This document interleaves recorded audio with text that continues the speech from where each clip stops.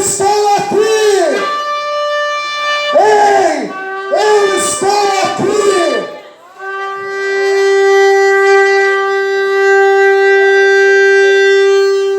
Deixa eu te fazer uma pergunta. Como um homem que estava escondido há anos dentro de um buraco, de repente se torna um homem tão corajoso a ponto de tocar uma buzina nessa altura e começar a gritar: olhem para mim, me vejam, eu estou aqui. Sabe quem fez isso? O poder do Espírito Santo.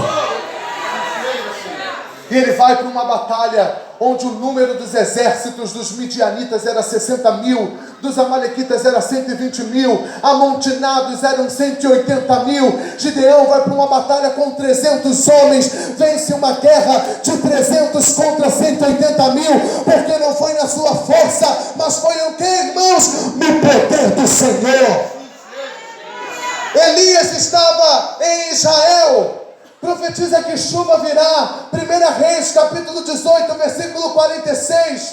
E vai chover, e era muita água, ia ficar impossível dele sair de lá. Acabe vai na frente para Jezreel para tramar com Jezabel contra a vida de Elias. Mas está escrito que o poder de Deus veio sobre ele e ele começou a correr.